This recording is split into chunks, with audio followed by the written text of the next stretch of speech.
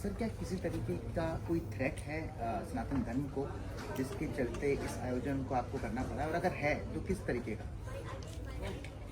देखिए, आज भारत की राजधानी दिल्ली के रामकृष्ण आश्रम में एक नए इतिहास का सृजन हुआ है। देश के कोने कोने से लगभग 300 से अधिक महान संत शंकराचार्य, आचार्य, जगतगुरु, महामंडलेश्वर, संत साध्वीगण सब एक मंच पर उपस्थित हुए हैं।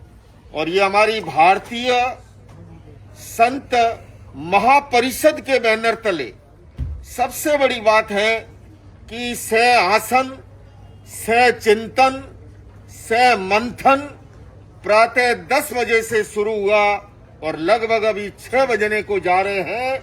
और इससे जो नवनीत निकला है, हमारी महान भारतीय संस्कृति जो अनेकता में एकता जिसकी मौलिक विशेषता है, बहुलतावादी संस्कृति जिसकी खूबी है, सर्वधर्म सद्भाव जिसका मूल मंत्र है, और उसके आलोक में इस बात पर सभी एकमत हुए हैं कि हमें अपनी संस्कृति के संरक्षण के लिए, संस्कृति के संवर्धन के लिए और भारतीय मूल्य परंपरा आधारित वैल्यू बेस्ड एजुकेशन के लिए हमें देश के कोने कोने में, शहर शहर में, गांव गांव में, गली गली तक पहुंचना है। ये आज सर्वसम्मति से एक निर्णय हुआ है। जैसा अभी पूछा गया कि देखिए कि कोई सनातन को कोई थ्रेट है क्या? बात थ्रेट की नहीं है। हर युग में अच्छाई भी रही है, बुराई भी रही है, हिंसा भी रही है, अहिंसा भी रही है। हमें निरंतर जागरूक और सतर्क होकर के इस भारत की भूमि पर प्रभु श्री राम आए, बुद्ध आए, नानक आए, महावीर आए, वो महान सूर्य थे।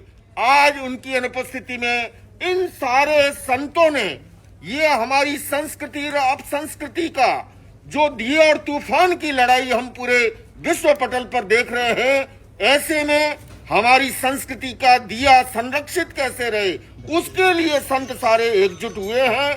और मैं इस भारतीय महासंत परिषद को जैन धर्म की ओर से भी बहुत बहुत साधुवाद देता हूं कि उन्होंने इस भारत की भूमि पर जितने धर्म पुष्पित हुए, पल्लवित हुए, चाहे हमारी बौद्ध परंपरा थी, चाहे जैन परंपरा थी, चाहे सिख परंपरा थी, और सनातन का अर्थ ये जो सदा से चला आ रहा है, जो शाश्वत है, जो त्रिकालिक है, और धर्म ही शाश्वत है, सनातन है, त्रिकालिक है, और उसके संरक्षण और संवर्धन के लिए हम सभी प्राण प्रण से जुटे रहेंगे। ये संकल्प के साथ इस सभा का विसर्जन हो रहा है।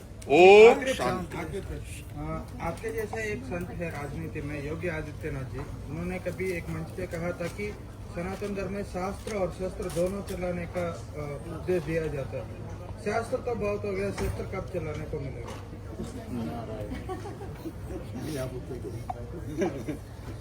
संतों की वाणी ही शस्त्र होती है, शास्त्र भी होती है और शस्त्र भी होती है।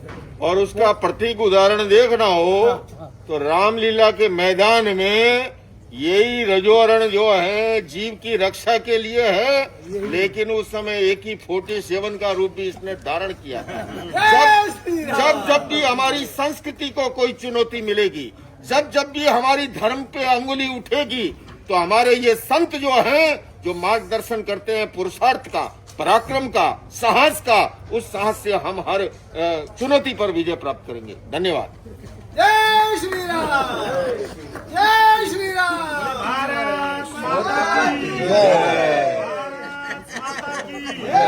भारत माता की जय, धर्म की जय।